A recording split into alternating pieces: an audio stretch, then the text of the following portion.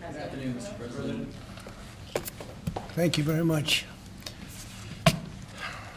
You know this gentleman, one of the truly great legends of our time, my book. Before we begin, I'd like to say a few words about the shooting at Fort Stewart in Georgia. As you know, 5 people were seriously wounded and 2 very, very seriously hurt around 11 o'clock this morning. The shooter is now in custody, and the Army Criminal Investigation Division is on site to ensure that the perpetrator of this atrocity, which is exactly what it is, will be prosecuted to the fullest extent of the law. The entire nation is praying for the victims and their families, and hopefully they'll fully recover, and we can put this chapter behind, but we're not going to forget what happened. We're going to take very good care of this person that did this, horrible person. This afternoon, we're pleased to welcome to the White House one of the great and most esteemed business leaders and geniuses and innovators anywhere in the world, Apple CEO Tim Cook. It's an amazing job. Thanks as well to Secretary of the Treasury Scott Bessent and Secretary of Commerce Howard Lutnick for being here, wherever you may be. Oh, there you are. Hello, fellas. I missed you. Today, Apple is announcing that it will invest $600 billion, that's with a B, in the United States over the next 4 years. That's $100 billion more than they were originally going to invest. And this is the largest investment Apple has ever made in America and anywhere else. And it's just an honor to have you. As you know, Apple's been an investor in other countries a little bit. I won't say which ones, but a couple. And they're coming home. $600 billion. It's the biggest there is. The company is also unveiling its ambitious new American manufacturing program, which will bring factories and assembly lines across our country all roaring to life. Areas that were not doing so well are doing very well. We have about $17 trillion coming into the United States, which is more than ever before. That's never even come close. There's never been anything like it. Even you, that's even a lot of money for you. But we have commitments of more than $17 trillion. That was as of a couple of weeks ago. These investments will directly create more than 20,000 brand new American jobs and many thousands more at the Apple suppliers like Corning, Broadcom, Texas Instruments, and Samsung, who all deal in that world. As part of this historic commitment, Apple will massively increase spending on its domestic supply chain for the iPhone and will build the largest and most sophisticated smart glass production line in the world in Harrodsburg, Kentucky, which is a great, actually, I did very well there. I like it because I see I did very well there. I did very well in Kentucky, but it's a great place. You're going to be very happy. I thought maybe while we're up, I'll interrupt my own speech by you might show them a little bit about the product that you're going to be doing in Kentucky, Tim. Absolutely. Do you mind if I step up? Yes, here? please. This box was made in the U.S., California, and this glass comes off the Corning line. It's engraved for President Trump. It's a unique unit of one. It was designed by a U.S. Marine Corps corporal, a former one, that works at Apple now. That's good. He's done well. Designed it for you. And the base comes from Utah and is 24 karat gold. And it sits, I'll take the liberty of setting it up. Wow.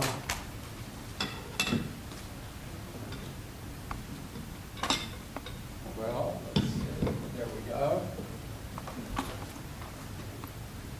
Congratulations, Thank you Mr. very much. President. It's Thank you so fantastic. much. The great people of Kentucky. You're going to find it a great place to do business, too. It's fantastic.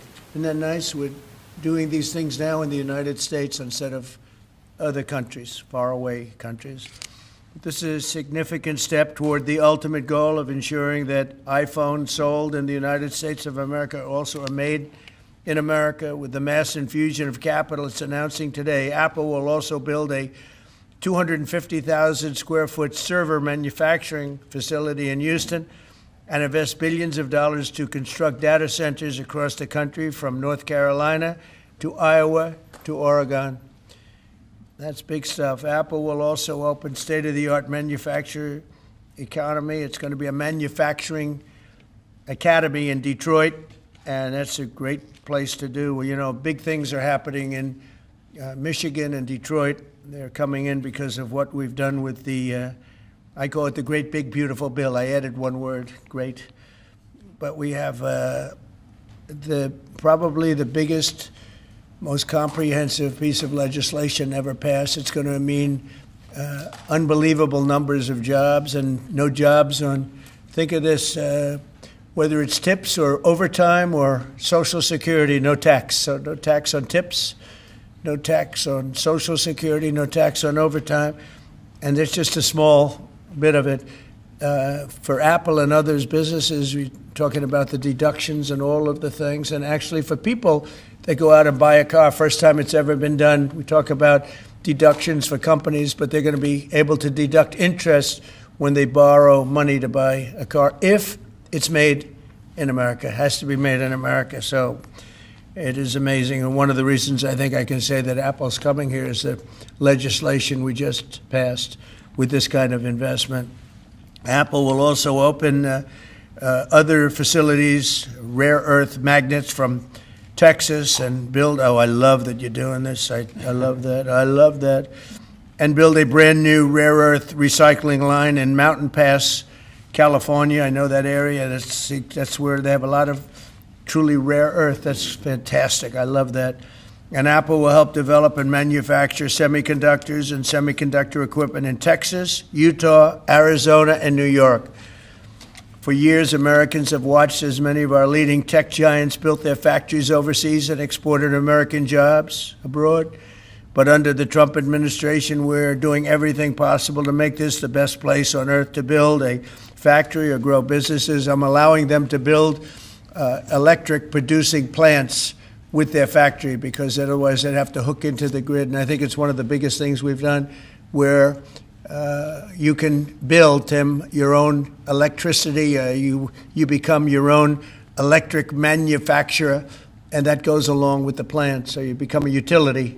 So congratulations, now you're in the utility. I hope they don't value your company based on utility, but that's okay. You're going to be making your own electricity, and as you probably know, for much of this and many of the things that we're doing, especially the AI, they would need actually double the electricity that the country now produces for everything. So it's massive electric, and they're going to be able to make their own, and they're getting very fast approvals. Lee Zeldin is doing a fantastic job, including with a 100% expensing on the one big, beautiful bill. In return, we're asking our businesses to invest in America, and they're coming in at levels that we've never seen before. So I don't know when it shows up, but there are a lot of factories and a lot of plants that are either under construction or soon will be starting construction. So can't tell you exactly when, but I want to be around in about a year from now and 2 years from now, because we're going to see an explosion, I think, like this country has never seen before. Never. Today's announcement is one of the largest commitments in what has become among the greatest investment booms in our nation's history, and we've got the hottest country anywhere in the world. You know, I told you the story that, and Tim, I'll tell you, but I went to the Middle East, and I was with Qatar, I was with UAE, and the King of Saudi Arabia, all great leaders. And then I went to NATO and saw many great leaders, and we just finished that about 4 weeks ago. Everyone, virtually everyone, said, in effect, that we were a dead country 1 year ago. America, this was a dead country. We were dying, we were dead. And now you've got the hottest country anywhere in the world. This would have never happened except for certain people. Thank you very much. I appreciate it. NVIDIA is investing $500 billion to go along with Apple, $600 billion. $600 billion. Micron, great company, is investing $200 billion. IBM is investing more than $150 billion. SoftBank is investing substantially more than $100 billion. TSMC is investing $200 billion. Johnson & Johnson, $55 billion. Merck, Stellantis, and General Motors are putting many, many billions in. They haven't determined the final number. And many other countries are investing tens of billions of dollars, and I'm not going to give you the whole list because the list is too long to read. But it's hundreds of billions and even trillions. I mean, it's trillions of dollars is being invested right now. Last week, it was announced that our economy grew at 3% in the second quarter, and consumer confidence is surging. Blue-collar wages are rising rapidly.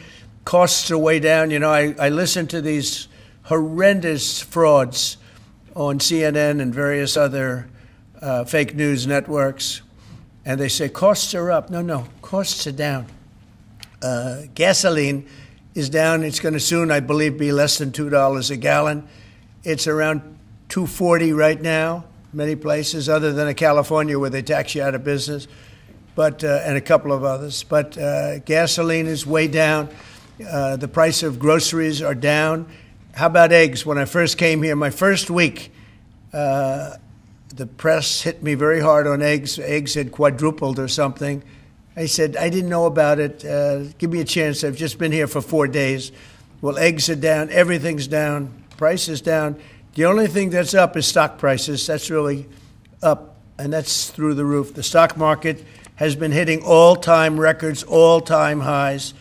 Last week it was announced that our economy grew at levels that we haven't seen in a long time, but the real levels of growth are going to be judged in a year from now when you start seeing some of these incredible plants, because we have car plants opening. They're coming in from Canada, from Mexico, and from all over the world. And they're coming in because they like the way the election worked out, but they also like the fact that they don't want to pay tariffs. And the tariffs, I think, we're taking in hundreds of billions of dollars in tariffs. I won't be so specific other than to say, because we don't even know what the final number is. We just made a deal, as you know, with the EU where they're paying hundreds of billions of dollars. Japan paying hundreds of billions of dollars, and numerous other countries paying hundreds of billions of dollars. And we're not even completed there. And as you know, they found $25 billion 3 weeks ago. They said, we have a surplus of $25 billion. And they said, where did this come from? I said, check the tariffs. And they checked. They said, you're right. That's where it came from. And we've really just started. This is just in its infancy. So we have a great country. We have a country that is going to be very rich. It's a country that we're very proud of, but it's going to be very rich. And it's companies like Apple, they're coming home. They're all coming home. And we want them to come home. They have to come home. We're going to treat them really well. We're going to be putting a very large tariff on chips and semiconductors.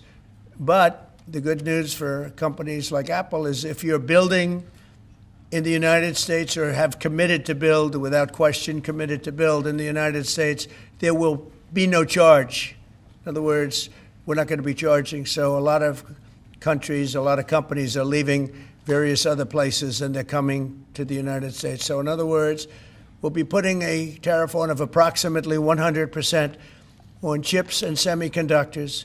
But if you're building in the United States of America, there's no charge, even though you're building and you're not producing yet in terms of the big numbers of jobs and all of the things that you're building.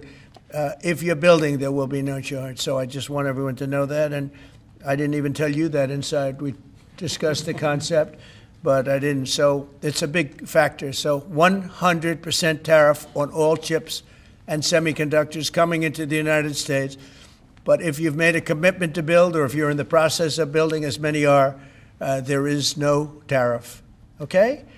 If for some reason you say you're building and you don't build, then we go back and we add it up, it accumulates, and we charge you at a later date. You have to pay, and that's a guarantee. So that's a big statement, and I think the chip companies are all coming back home.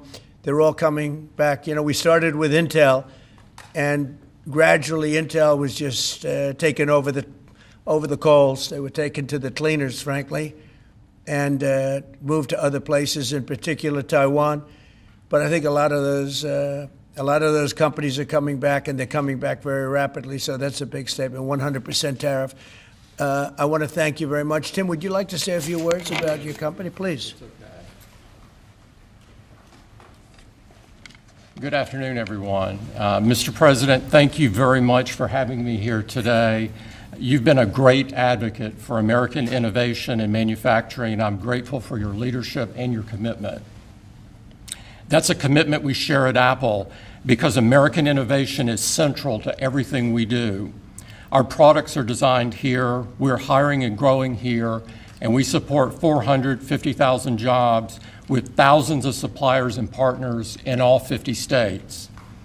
Earlier this year, we made our largest ever spending commitment, $500 billion to the U.S. over the next 4 years. That's already yielding results. Earlier this year, we broke ground on a new factory in Houston to make advanced AI servers. And just last month, the very first test unit rolled off that factory's line, proudly made in America. President Trump shared some kind words about that work, but he also asked us to think about what more we could commit to doing. And Mr. President, we took that challenge very seriously. I'm glad to be here with you today, and I'm very proud to say that today we're committing an additional $100 billion to the United States, bringing our total U.S. investment to $600 billion over the next 4 years. As a part of this, we're launching Apple's American Manufacturing Program. It will spur even more production right here in America for critical components used in Apple products all around the world. And we're thrilled to announce that we've already signed new agreements with 10 companies across America to do just that. First, with today's announcements, I'm proud to say that Apple is leading the creation of an end-to-end silicon supply chain right here in America, from design to equipment to wafer production to fabrication to packaging. In Texas, we're working with manufacturers like Texas Instruments, Global Wafers America, and Applied Materials. We're working with Amcor in Arizona and Broadcom and Global Foundries in New York. Thanks to President Trump's vision, and with his help in his first term, we also led the way to bring TSMC to Arizona by committing to be their first and largest customer. Today, they're producing tens of millions of chips for Apple using one of the most advanced process technologies in America today. We're going to keep working with our suppliers to move even more of this incredibly advanced work to America. And this year alone, American manufacturers are on track to make 19 billion chips for Apple in 24 factories across 12 different states. Second, we're committed to buying American-made advanced rare earth magnets developed by MP Materials, which will become part of Apple's devices shipped around the world. MP is the only fully integrated rare earth producer in the United States, and with this partnership, they'll be significantly expanding their flagship facility in Fort Worth, Texas. We're also thrilled to work together on a cutting-edge rare earth recycling line in Mountain Pass, California. And third, in Kentucky, we've worked with our partners at Corning to build the world's largest and most advanced smartphone glass production line. And I'm pleased to announce that very soon, this is for the first time ever, every single new iPhone and every single new Apple Watch sold anywhere in the world will contain cover glass made in Kentucky. In addition to the American Manufacturing Program, we're also significantly growing our investments in AI, including expanding data center capacity in North Carolina, in Nevada, in Iowa, in Arizona, and Oregon. So we're going to keep making investments right here in America. We're going to keep hiring in America. And we're going to keep building technologies at the heart of our products right here in America. Because we're a proud American company, and we believe deeply in the promise of this great nation. Thank you all, and thank you, President Trump, for putting American innovation and American jobs front and center. Thank you, sir. Great honor. Thank you. You very much. Thank you. Appreciate it. What a job he's done. What a job. Incredible. I want to thank you very much, and thank you, JD, for helping along. Good job. Really good job. Any questions, please? Mr. President, Yes. you promised on the campaign trail to bring forth a manufacturing renaissance. You just mentioned $17 trillion in your first 7 months or so. Right. Can you talk about how an investment like this, all the other ones that you laid out, will positively impact the millions of Americans that trusted you with their vote? Thank you very much. It changes our country. I mean, our country is a very different country than it was 6 months ago. And people like Tim are coming. We had Micron in yesterday. We had all of the big, great companies that you read about, you don't know about, but you read about. Many of them were making products outside of our country. Foolishly, we lost them. If we had the right person sitting in that seat, that would have never happened 20 and 30 years ago. When you look at the chip business, it would have never left our shores. We had 100% of chips originally, and then we slowly got taken down to nothing. We have the biggest chip companies, to both of them, but we have the biggest in the world coming in. They're going to Arizona and beyond. And we're going to have, in a short period of time, we'll be up to almost 50% of the chips from starting in nothing.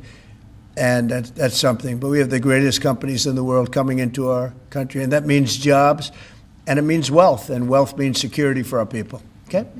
Brian? Yes, sir. Congratulations on this investment.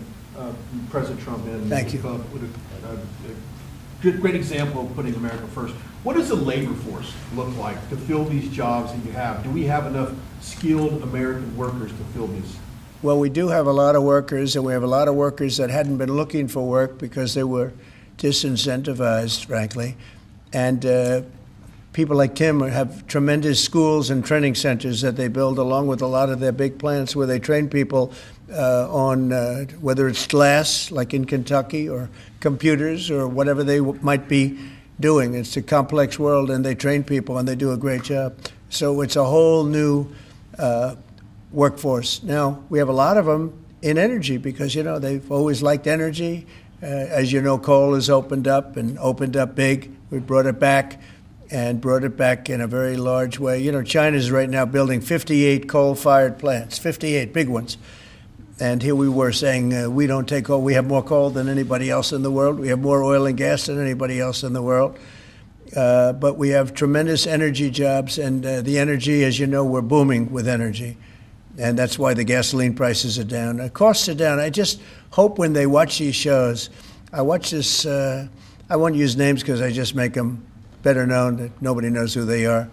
But I watch this group of people on CNN and MSDNC too, the same thing, where they say, well, costs have gone up. Costs haven't gone up, they've gone down. I'm telling you, the thing that's gone up is stock prices, and success of our country. Our country is really, really doing well, successful. Yes, ma'am? Yes, Mr. President, have Putin and Zelensky agreed to a summit yet? And where and when would that be? Well, there's a very good prospect that they will. and we haven't determined where, but we had some very good talks with President Putin today, and there's a very good chance that we could be ending the round, ending the end of that road. That road was long and continues to be long, but there's a good chance that there will be a meeting very soon. How close do you think you are to a deal? Excuse me? How close do you think you are to some kind of deal? Well, I don't want to say. I've been disappointed before with this one. You know, we've solved 5 wars, plus add to that Iran, where we wiped out their nuclear capacity for weapons. They would have had a weapon within 2 months, maybe less, and that was totally obliterated. It turned out it was a total obliteration, and the pilots and the people that did that job are really, we have the greatest armed forces in the world, but that was really something. In fact, there's a model of the plane right there. So, you got to bring that up, Susie. We have to see that. Look at this. This was just given to me. You know, we ordered brand new B-2 bombers. This is a plane that over a period of 36 hours of constant flying. Look at this. So this is the brand new one they just ordered. Similar, but actually quite different. It's new and enhanced. It's an amazing machine. It went 36 hours. We had 52 tankers up in the air loading up our planes, because this was surrounded by F-22s and F-35s, and it was flawless, Tim. Even you would say it was flawless. And every one of those bombs hit their target. And then we had Tomahawks shot in from a submarine 300 miles away, and they hit every single Tomahawk hit its target. It was amazing. And that was a big threat. That was a nuclear threat. And here's the new one that we just ordered, a large number of them. I'll put it up. Mr. President, what was the breakthrough today? Did Vladimir Putin make some kind of concession that he hasn't been willing to make before? I don't call it a breakthrough. I mean, we've been working on this a long time. There are thousands of young people dying, mostly soldiers, but also, missiles being hit into Kiev and other places. But in terms of soldiers, I think Russia's lost over 20,000 since the beginning of the year. 20,000.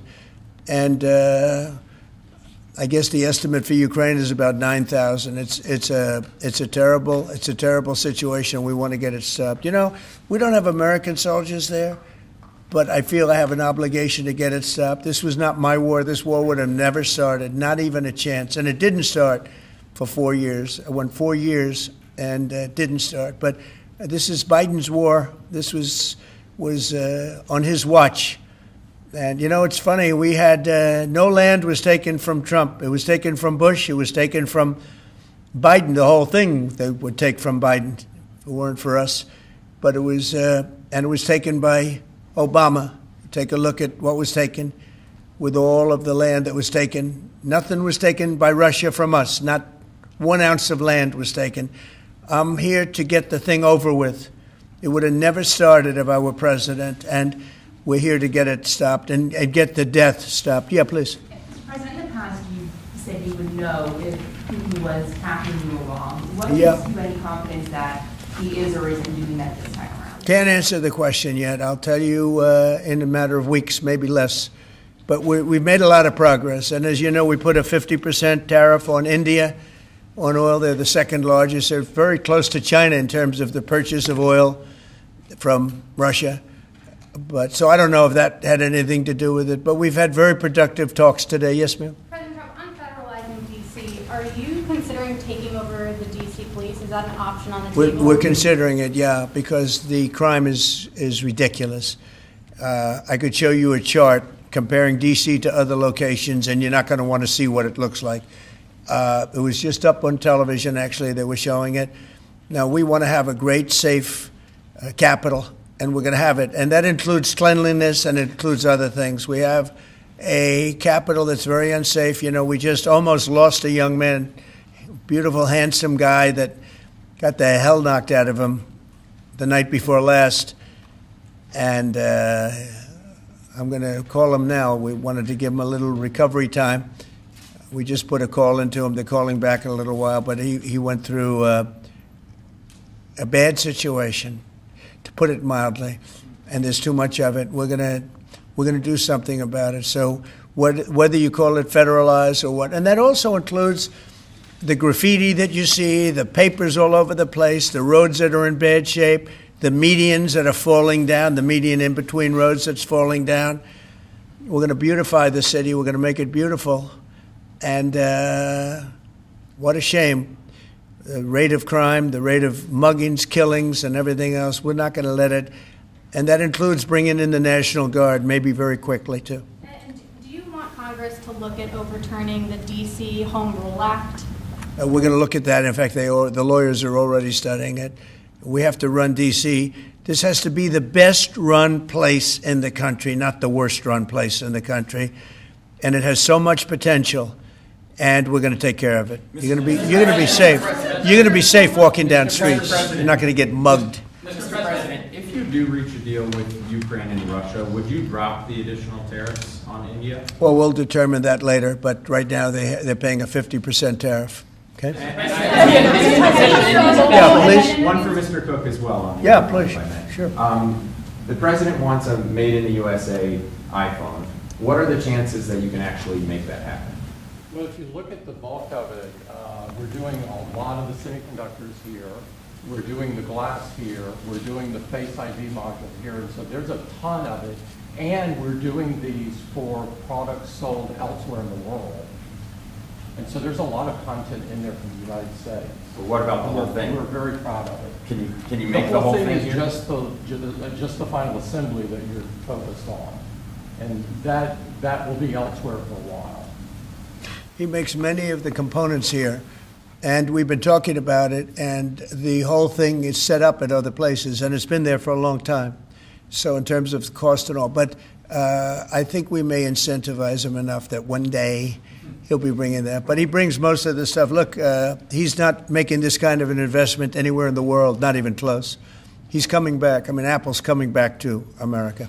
Thank you. Mr. President, Indian officials Let me go, please. Indian officials have said that there are other countries that are buying Russian oil. It's okay. Like China, for instance, It's buys okay. more. Yeah. Why are you singling India out for these additional sanctions? It's only been 8 hours. So let's see what happens over the More next. secondary sanctions You're going very to see a lot soon. more. So this is a taste of You're what's going to come. see a lot more. You're Mr. going to see so much You were the secondary sanctions. Yes, ma'am. Sorry, you were the driving force behind Operation Warp Speed, these mRNA vaccines that are the gold standard. Right. Now your health secretary is pulling back all the funding for research. He's saying that the risks outweigh the benefits, which puts him at odds with Research the on entire what? medical community and with you. What is going Yeah. on Research on what? into mRNA vaccines? Well, we're going to look at that. We're talking about it, and they're doing a very good job. And, you know, that is a past. Operation Warp Speed was, whether you're Republican or Democrat, considered one of the most incredible things ever done in this country. The efficiency, the way it was done, the distribution, everything about it has been amazing. But, you know, that was now a long time ago. And we're on to other things. But we are speaking about it. We have meetings about it tomorrow at 12 o'clock, and we'll determine. We're looking for other answers to other problems, to other sicknesses and diseases, and I think we're doing really well. Yes, ma'am, please. Thank you, Mr. President. You said many times that you want to stop wars in the Middle East. Now, Prime Minister Netanyahu is contemplating reoccupying Gaza entirely. Is he defying you, sir, or are you giving him a green light? Well, we have stopped wars in the Middle East by stopping Iran from having a nuclear weapon, and they're they can say they're going to start all over again, but that's a very dangerous thing for them to do, because we'll be back. As soon as they start, we'll be back. And I think they understand that. They're just words. But no, we've stopped a lot of wars in the Middle East. If you think about what we did with Iran, Iran was the perpetrator of hate, a very evil place, and I think it's going to be a lot different in the coming years. Mr. President, on the India penalties, do you have any similar plans to enact more tariffs on China as it relates Could to their happen. purchases? Could happen. Depends on how we do. Could happen. Brian? Yes, I've got an entertainment-based question for you. A few weeks ago, Stephen Colbert announced that he was leaving his show. Howard Stern announced that him and Sirius XM Radio are parting ways. Do you think the hate Trump business model that's been in the entertainment business is going out of business because it's not popular with the American people? Well, it hasn't worked, and it hasn't worked really for a long time, and I would say pretty much from the beginning. Colbert has no talent. I mean, I could take anybody here, I could go outside on the beautiful streets and pick up a couple of people that do just as well or better. They get higher ratings than he did. He's got no talent. Fallon has no talent. Kimmel has no talent. They're next. They're going to be going. I hear they're going to be going. I don't know, but I would imagine because they get, Colbert has better ratings than Kimmel or Fallon. You know that. Howard Stern, it's a name I haven't heard. I used to do a show, used to have fun, but I haven't heard that name in a long time. What happened? He got terminated? Yeah, they're going to separate ways because I think what they're offering salary-wise is real low than what he's getting. You know when he went down? Whenever you want. You know when he went down? No, before. When he endorsed Hillary Clinton, he lost his audience. People said, give me a break. He went down when he endorsed Hillary Clinton. Mr. President, Have you talked to Governor Actually started Cuomo? interviewing Fed candidates yet? Yeah, And we've are you started the considering interviewing them? process. Scott and I and Howard, a lot of people, JD, we have some great candidates. It's probably down to 3. He doesn't want the job. He said, do you like this job better? Yes, sir.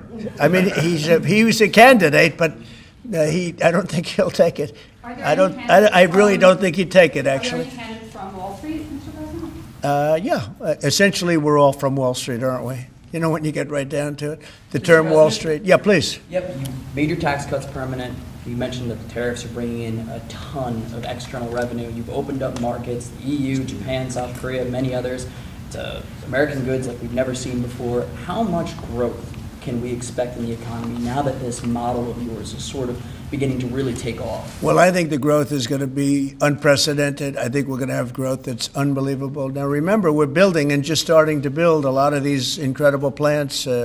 We talked about the electric facilities that we're building, the generating plants, electric generating plants. They're massive, and they're going to be great. And they're going to sell excess electricity into our grid. So we're going to be having much more electricity than we ever had. And those plants are going to be taken care of individually. I know Tim is building one in one of his big factories, but especially for AI because it needs so much electricity. So I appreciate the question very much. I think the growth is going to be unprecedented. Did you have a phone call with Andrew Cuomo? Did you speak to Andrew Cuomo? I haven't. No, I haven't. Mr. President, have you been briefed on what Ghislaine Maxwell told Todd Blanche? No, I haven't. Have So you not. don't know whether I don't came know. up in the I know Todd conversation is or a very not? respected person all over the country, all over the world legally, so I don't know. Mr. President. Yeah, please, go ahead. Will the new Fed governor be temporary? We're probably going to go with a temp and then a permanent, I think. Are the two So the temp is going to be named, I'd say, over the next 2-3 days, and then we're going to go permanent. Are the two Kevins the leading contenders for the permanent spot for the chair? Well, the two Kevins? The two Kevins are absolutely, yeah.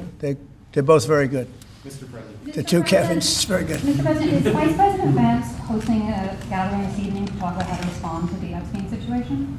Is he working on what? Is he hosting some kind of gathering of top advisors this evening to talk about how to respond to the Epstein situation? I don't know. I could ask you that question. I don't know of it, but I think, here's the man right here. I saw it reported today, and it's completely fake news. We're not meeting to talk about the Epstein situation, and I think the reporter who reported it needs to get better sources. Look, the whole thing is a hoax. It's put out by the Democrats because we've had the most successful 6 months in the history of our country, and that's just a way of trying to divert attention to something that's total bullshit. Okay? Yeah, please. A new Gallup poll says that Elon Musk is the most unpopular public figure in the country right now. I'm wondering, do you miss having him around the White House, or is that poll accurate? I don't know if the poll's accurate. I think he's a good person. I think he had a bad moment, really bad moment, but he's a good person. I believe that. President Trump, are you keeping that 10 to 12 day deadline? China facing potential secondary sanctions for Yeah. Russian oil. Them having that tariff or sanction rather or not hinges on what going forward? It may happen. I mean, I don't know. I can't tell you yet, but we did it with India. We're doing it probably with a couple of others.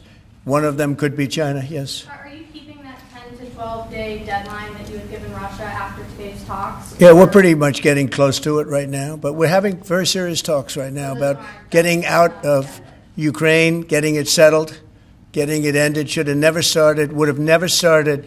If I were president, it would have never started. I want to thank Tim Cook. He's a great, great man, a visionary, a businessman, just about every quality he can have other than athleticism. I don't know about that. I'm looking at him. I'm not 100% sure about you. You're a good athlete. I'll bet you're pretty good. I think he's good at everything, but I want to thank you very much, Tim. Thank you, sir. Congratulations. Thank you all very much. Thank you.